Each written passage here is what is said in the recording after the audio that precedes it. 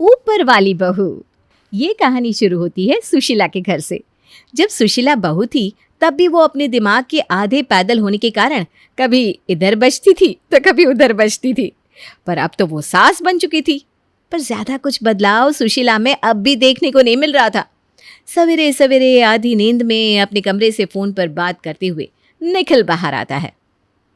इसमें मैं क्या बोलूं दिव्या, तुम मम्मी से बात कर लो ना। मैं मम्मी से बात कर रही हूँ।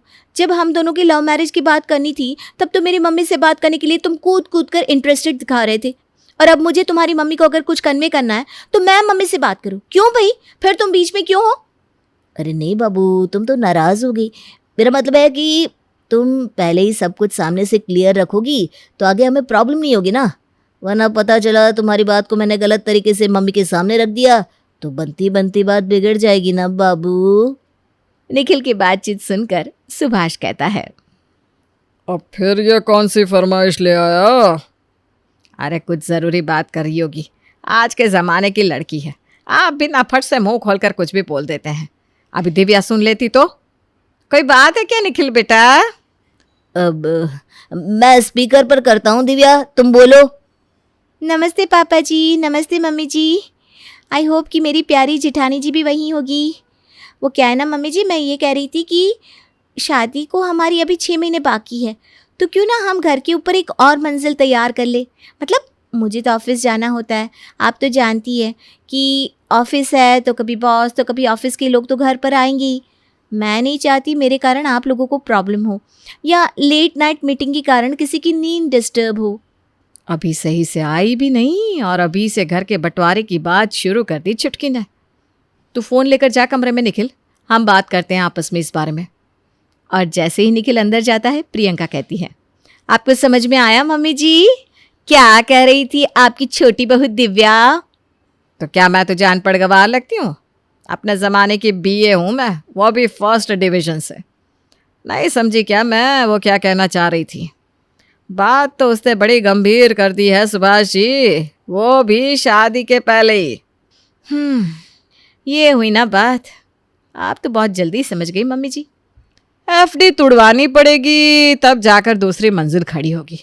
सोच तो बड़ी अच्छी है दिव्या की कि हमें तकलीफ ना हो इसलिए दूसरा फ्लोर बनवाने को कह रही है, और क्या ही चाहेगी हमारे लिए वो। ये सुनकर ना मेरा तो मन बाग बाग हो गया। बताइए बहू आई नहीं कि घर पर एक नया मंजिला बन रहा है। शुभ तो है मेरी निखिल की पत्नी के पैर। मम्मी जी यही समझिए आप। तो और क्या समझना है? तो जा अपनी रसोई संभाल। और घर पर शुरू हो जाता है दूसरा मंजिला बनने का काम। ये क्या बात हुई भाई? नए मंजिले में रहेगी छुटकी और ऊपर हो रहे काम के कारण प्रॉब्लम झेलूं मैं। पूरी रसोई में सीमेंट हो रखा है, दिमाग भी खराब हो गया है। अरे मुझे क्या, मैं क्यों फिक्र कर रही हूँ? मम्मी जी को ही बनवाना है ना दूसरा माला, तो वही खाए इस धूल मिट्टी के खाने को। और गुस्से में प्रियंका वही खाना सभी को परोस देती है। खाना देखते ही निखिल उठ खड़ा होता है। खाना आते ही कहाँ चल पड़ा तू? वो पापा ऊपर काम हो रहा है ना, तो खाने में तो धूल मिट्टी गई होगी, इसलिए दिव्या ने मेरे लिए खाना ऑर्डर कर दिया था, वो आता ही होगा, मैं वही खा लूँगा। ये कहकर निखिल कमरे में चला जाता है और बाकी सभी को वही खाना खाना पड़ता है। पर इस पर सुशीला कुछ नहीं कहती। जैसे ही खाना खत्म होता है वो सीधा कमरे में जाकर अपनी बहन मंजू को कॉल लगाती है। अरे सुशीला, तेरा तो घर बन रहा है। देखा, मैंने बताया था ना, पंडित जी ने कहा है कि इस साल नया घर बनने का शुभ योग है तेरी कुंडली में। अरे क्या मंजू, काहे का नया घर? काम ऊपर होता रहता है और नीचे हर तरफ कचरा पड़ा रहता है। क्यों, तेरी बड़ी बहू काम नहीं करती क्या? बोल उसे सफाई करने को, अभी तो जवान पड़ी है, अभी क्यों करे काम चोरी? अरे नहीं, ये बात नहीं है। ऐसा नहीं है कि वो काम चोर है, जितना होता है करती है। सुबह उठकर एक बार झाड़ू पोछा कर देती है, उसके बाद शाम को भी करती है, फिर वही बर्तन धोना, कपड़े धोना, हम सबका 3 वक्त का खाना बनाना। पर अभी तो ऊपर का माला बन रहा है तो पूरे घर में धूल मिट्टी रहती है। अब देखिए, तो खुद के समझने की बात होती है। जब वो 2 बार झाड़ू पोछा कर ही देती है तो 2 बार और कर दे तो इसी बहाने घर तो साफ रहेगा। हाँ, बात तो सही है तेरी। ऊपर से खाना बनाया आज बड़ी बहू ने। अरे क्या बताऊं, खाना खा रही थी मैं या कोरी रेत, समझ में ही नहीं आया। ये मेहनत तो करती है पर बुद्धि इसमें रति भर की नहीं है। एक तरफ प्रियंका, एक तरफ मेरी नई बहू दिव्या इतनी होशियार कि क्या बताऊं। अपने पति के लिए उसने पहले ही खाना बाहर से ऑर्डर कर रखा था। बस अपने पति के लिए खाना ऑर्डर किया, तुम लोगों के लिए नहीं। अरे वही तो, तू ही देख दिमाग की इतनी तेज है दिव्या बहू। बेचारी ने सोचा होगा कि प्रियंका ने जरूर खाना बनाया होगा तो खाना कहीं वेस्ट ना हो जाए, और बाहर का खाने से हमारी तबीयत भी तो खराब हो जाती ना। यही सोचकर खाना सिर्फ निखिल के लिए ऑर्डर किया उसने। तो सुशीला के नेचर का अंदाजा तो आपको हो ही गया होगा। दिन बीतते जाते हैं और ऊपर का फ्लोर बनकर तैयार हो जाता है, जिसे देखने दिव्या शादी से पहले ही अपने ससुराल आ जाती है। मम्मी जी देखिए तो दिव्या तो घर पर आ गई। अरे दिव्या, शादी के पहले ऐसे घर पर नहीं आते। तुम्हें अगर हमसे मिलना था तो हमें कहीं बाहर बुला लेती। ससुराल में शादी के पहले अगर बहू आती है तो उसे अच्छा नहीं मानते।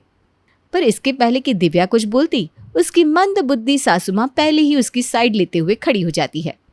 वही तो, बहू दिव्या ने तो मुझे पहले ही फोन कर दिया था कि वो आ रही है, और हमारा घर तो ऊपर के मंजिले पर बना है ना, तो दिव्या तो वहीं रहेगी। ये तो उसका ससुराल हुआ ही नहीं, इसीलिए तो दिव्या मुझे इतनी भाती है। ऐसा नजरिया है तेरा कि क्या कहूँ बहू। ये क्या बात हुई मम्मी जी? ससुराल तो वो होता है ना जहाँ सास ससुर रहते हैं। ऊपर के मंजिले पर रह रहे हैं क्या आप लोग? और अगर ऊपर फ्लोर बना भी है तो उसमें दिव्या रहेगी, ये किसने तय किया? शादी के बाद 2 साल नीचे मैं रही हूँ, उस हिसाब से 2 साल नीचे दिव्या को भी रहना चाहिए। और जहां तक रही उसकी मीटिंग के कारण आप लोगों के डिस्टर्ब होने की बात, तो आप लोग मेरे साथ ऊपर ही रहिएगा। मैंने कभी मना थोड़ी ना किया है। मुझे क्या है मम्मी जी, मैं तो आराम से नीचे रह जाऊंगी। पर अगर आप और पापा जी ऊपर फ्लोर में रहेंगे तो बार बार ऊपर नीचे कैसे करेंगे इस उम्र में? मान लीजिए भगवान ना करे कभी सीढ़ियों से आपका पैर फिसल गया तो? अरे नहीं नहीं नहीं बहू, ऐसा नहीं होना चाहिए। सुन लिया प्रियंका, तू नीचे रहेगी और दिव्या बहू ऊपर। और 1 हफ्ते बाद ही निखिल से शादी कर दिव्या अपने ससुराल आ जाती है, जहां प्रियंका 8 बजे तक नाश्ता तैयार कर देती है। वहां दिव्या आराम से 10 बजे सीढ़ियों से नीचे आती। उठ गई बेबी, तुम बैठो, मैं कॉफ़ी ले आता हूँ। मेरे रहते तुम्हें काम करना पड़े तो फिर मैं यहाँ क्यों हूँ निखिल? वही तो निखिल, अब तो तेरी बीवी आ गई है, अब तू आराम से बैठ, सब कुछ कर लेगी दिव्या। हाँ भाभी, करना ही है। और बताइए मम्मी जी, क्या खाएंगी आप? चलो, किसी ने तो पूछा। मम्मी जी की यही बोली के कारण आज उनका कोई रिश्तेदार इनके मुंह नहीं लगता। सुबह ही तो खिला पिलाकर बिठा दिया और कह रही है अच्छा है किसी ने तो पूछा। अब क्या कलेजा काट कर रख दूं मैं? नाश्ता तो किया है ना मम्मी जी आपने, फिर आप ऐसे कैसे कह रही है किसी ने तो पूछा? क्या मैं पूछती भी नहीं हूँ? दिन भर तेरी तारीफ करते करते मेरा मुंह सूखता रहता है, पर तब तो कुछ नहीं कहती तू। अब अगर कुछ कह दिया तो बात पकड़ लेगी हैं? इस तरह से बात हमने पकड़े होते ना, तब तो चल गई होती घर गृहस्थी। इनकी माँ तो इतना टेढ़ा बोलती है कि क्या कहूँ, पर हमने कभी पलट कर कुछ नहीं कहा। पर नहीं, मैं ही पागल हूँ जो कुछ भी बोलती रहती हूँ। बेटे अपने काम में रहते हैं, बहुएं अपने। अकेले बैठे बैठे अब दीवारों से बातें करना सीख लूंगी, वही ठीक है मेरे लिए। क्या प्रियंका, सुबह सुबह मम्मी को रुला दिया तुमने? दिव्या किचन में जाती है और 2 सेकंड में ही वापस बाहर आती है। ओ माय गॉड, ऐसे किचन में कोई कैसे काम करे? पूरा किचन बिखर रखा है भाभी ने। कहाँ मैंने सोचा था सभी के लिए पूरी भाजी और क्या क्या बनाऊंगी। यहाँ तो चाय बनाना भी मुश्किल लग रहा है। मैंने आपको पहले ही बता दिया था मम्मी जी कि गंदे किचन में काम मैं नहीं कर सकती। जा प्रियंका, छुटकी बहू को 1 कप चाय ला कर दे दे। अरे अभी तो आकर बैठी हूँ मम्मी जी, अगर चाय देना है तो देवर जी दे देंगे दिव्या को। यही तो बात है ना बहू, तो बात बात पर अकड़ जाती है। अगर ऐसा ही तेरा नेचर था तो तुझे शादी के बाद बताना चाहिए था, जैसे कि तेरी देवरानी ने मुझे बता दिया था। शादी के पहले ही दिव्या ने मुझसे कह दिया था कि किचन अगर साफ नहीं रहेगा तो वो काम नहीं कर सकती। निखिल किचन में जाकर दिव्या के लिए कॉफ़ी बनाकर लाता है। दिव्या कॉफ़ी पीकर फौरन जाकर तैयार हो जाती है। निखिल उसकी टिफ़िन पैक करके उसे पकड़ाता है और हड़बड़ी में दिव्या अपने ऑफिस के लिए निकल जाती है। और यही पैटर्न चलता रहता है। एक शाम अपनी देवरानी की नखरों और अपनी सास के पैदल दिमाग से परेशान होकर प्रियंका अपनी माँ को फ़ोन लगाती है और उन्हें सारी बात बताती है। अब मैं क्या करूँ मम्मी, मेरी सास को तो आप जानती हैं, उनकी आंखों पर किसी के लिए पट्टी बंध गई सो बंध गई। मेरी दिव्या बहुत भोली है, मेरी दिव्या बहुत सीधी है, इसके अलावा उन्हें कुछ समझ में नहीं आता। ऊपर से ये नया ही सुन रही हूँ मैं, पहले क्यों नहीं बताया? तो जाकर अपनी सास को बोलना कि पहले तो आपने भी नहीं बताया था कि आपका बेटा महीने के 15 दिन शहर से बाहर रहता है। और जहाँ तक रही तेरी सास के सीधे होने की बात, तो ना ही वो सीधी है ना ही उसकी बुद्धि मोटी है। 2 बच्चे पैदा कर लिए और अब भी उसे अकल नहीं आई। और तेरी सास की बुद्धि जो भी हो, उस सब के चक्कर में फ़ायदा तेरी देवरानी को मिल रहा है। मान लिया अगर वो नौकरी कर भी रही है तो उसकी नौकरी के पैसे से तुझे तो कोई फ़ायदा नहीं होने वाला। अब देवर की शादी हो गई है तो तू क्यों उसके 3 वक्त का खाना बनाए। साफ साफ कह दे अपनी सास को कि नाश्ते में आधा काम दिव्या करेगी, रात का पूरा खाना दिव्या बनाएगी। हाँ, अब आप फिक्र मत कीजिए मम्मी, जिस तरह की बोली मेरी सास को समझ में आती है ना, अब उसी भाषा में मैं अपनी सास को ये बात समझा दूंगी। और कुछ देर बाद अपनी कमर पकड़े प्रियंका अपनी सास के पास जाती है। घर पर 2 पैसे बचेंगे तो हमारे ही काम आएंगे ना मम्मी जी। माना कि दिव्या गंदे किचन में काम नहीं कर सकती, ना ही जल्दी उठ सकती है, जो कि उसने पहले ही बता दिया था। पर अब तो उसका ऑफिस जल्दी हो गया है और वो और भी जल्दी उठकर जिम चली जाती है।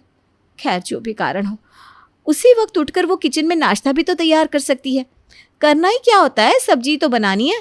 पहले ही उठकर साफ किचन में अगर दिव्या सब्जी बनाकर रख दे तो मैं रोटियां सेक दूँ, और शाम को तो मैं ऐसे भी किचन साफ करती हूँ। ऑफिस से आकर दिव्या डिनर बना सकती है साफ किचन में। इससे ना 2 फायदे होंगे। एक तो वो जिम में जाकर पसीना बहाती है, अपना शरीर तोड़ती है, वो काम वहाँ ना करके यहाँ कर लेगी, और जिम में जो पैसे लग रहे हैं वो भी तो बचेंगे ना मम्मी जी। हाँ, इसीलिए तो मैं कहती हूँ तेज है तू। और जैसे ही प्रियंका अपनी सास की चाबी भरती है, दिव्या के आते ही सुशीला शुरू हो जाती है। किचन साफ है बहू, डिनर की तैयारी कर ले, जरा हम भी तो तेरे हाथों का बना खाना खाए। हैं? ये मम्मी जी को क्या हो गया? ज़रूर किसी ने इन्हें चाबी भरी है, क्योंकि वो खुद का दिमाग तो लगाएगी नहीं। मम्मी जी खाना तो मैं अभी ही बना दूंगी, पर मुझे ना ज़्यादा खाना बनाना आता नहीं। चलिए ना किचन में, आप ही मेरी मदद कर दीजिए ना। और दिव्या के साथ एक ड्यूटी अब किचन में सुशीला जी की भी लग जाती है। पर सुशीला तो सुशीला थी। हमेशा की तरह डिनर के बाद सुशीला अपनी बहन मंजू को कॉल लगाती है। आज बड़ी देर कर दी फ़ोन करने में, सब ठीक तो है ना? हाँ हाँ, बहुत बढ़िया है सब। मुझे क्या होगा, मैं तो बस अभी बर्तन धोकर आ रही हूँ। हे राम, तेरी बहू तुझसे बर्तन धुलवाने लग गई? हद होती है किसी चीज़ की। तू आ जा यहाँ मेरे पास। अरे नहीं नहीं मंजू, भगवान की दया से मेरी दोनों बहुएं गाय है गाय। बस ये दिव्या को ना समझ में नहीं आता। अब तू ही बता क्यों ही पैसे फूंकने हैं जिम जाकर, हद होती है किसी चीज़ की। वो तो मेरी बड़ी बहू समझदार है, तो उसने इस बात को अलग ढंग से देखकर सुबह के नाश्ते का जिम्मा दिव्या को सौंप दिया। पर फिर वही बात आ गई। दिव्या ने पहले तो बोला था मुझे खाना बनाना आता है, पर अब कहती है मम्मी जी मुझे खाना बनाना नहीं आता। पर इससे सही तो प्रियंका निकली।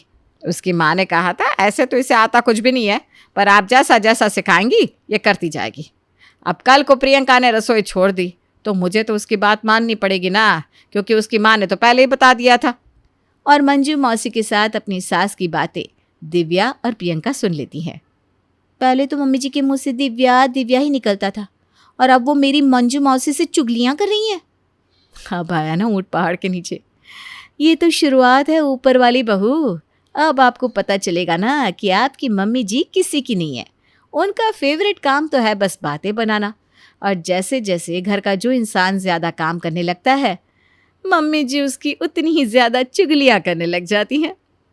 अगली सुबह दिव्या ऊपर से उतर कर नीचे आती है कि वो अपनी सास को अपनी मौसी सास से बात करता सुन लेती है। क्या कहूँ मंजू, इन लोगों को तो अकल ही नहीं है। सीढ़ियों से उतर कर आ रही है दिव्या बहू, पर ये नहीं कि हाथ में झाड़ू ले आए, इसी बहाने सीढ़ियों पर झाड़ू लग जाता। पर इनका ना सारा दिमाग ऑफिस में ही चलता है। प्रियंका का ठीक है, उसकी माँ ने तो पहले ही कह दिया था कि जब भी तबीयत खराब होगी तो मेरी बेटी रसोई में नहीं जा पाएगी। और देख, आज सुबह उसने बताया कि उसकी तबीयत खराब है, तो हफ्ते 10 दिन वो नहीं आ पाएगी रसोई में, और क्या। इसी तरह जो प्रियंका के साथ हो रहा था, दिव्या के साथ होना शुरू हो जाता है। नहीं नहीं, इस तरह कोलू का बैल बनकर मैं इस घर में नहीं रह सकती। मैं जा रही हूँ इस घर से। और अपना सामान बांधकर दिव्या घर से निकलने लगती है। दिव्या को रोकने के लिए सभी हॉल में इकट्ठा हो जाते हैं, पर फ़ोन पर लगी हुई सुशीला जी को ज़रा भी फर्क नहीं पड़ता। ये बात पहले ही बता देनी चाहिए थी ना बहू को कि उसका जब मन करेगा वो अपने मायके चली जाएगी, पर बताया ही नहीं। अब उठ कर जा रही है मायके, क्या ही बोलो, किस्मत का खेल है सब मंजू। तेरी बोली एक दिन ये घर तोड़वा कर रहेगी सुशीला। तू बात करना कम कर दे। ये सब क्या है? दिव्या बहू, इतने दिनों में तुम अपनी सास को नहीं समझ पाई? जब तक ये चक्की भाभी पर चल रही थी मुझे फर्क क्यों ही पड़ता पापा जी, पर अब तो भाभी ने पल्ला ही झाड़ लिया और सब कुछ मुझ पर आ गया, ऊपर से मम्मी जी की पैनी बातें। वैसे तुम अपने घर तो चली जाओगी, पर वापस तुम्हें निखिल मनाकर ही ले आएगा और तब तो तुम पर काम का और ज्यादा प्रेशर आ जाएगा। तब तुम क्या करोगी? अब समझ में आया? जो होशियारी तुम कर रही थी वो मैं भी कर सकती थी, और जैसे ही मैंने किया हफ्ते भर में तुम लाइन पर आ गई। तो ऊपर वाली बहू जरा नीचे आ जाओ तो घर चलाने में आसानी होगी, क्योंकि तुम्हारे काम मैं ही आऊँगी मम्मी जी नहीं। और प्रियंका के दिमाग लगाती ही दिव्या की सारी हिकड़ी निकल जाती है और वो लाइन पर आ जाती है। और उसके बाद दोनों बहुएं सुशीला जी को ही ऊपर की मंजिल पर शिफ्ट कर देती है, ताकि मंजू मौसी के साथ हो रही बातचीत उनके कान पर पड़े ही ना, और साथ मिलकर घर संभालना शुरू कर देती हैं।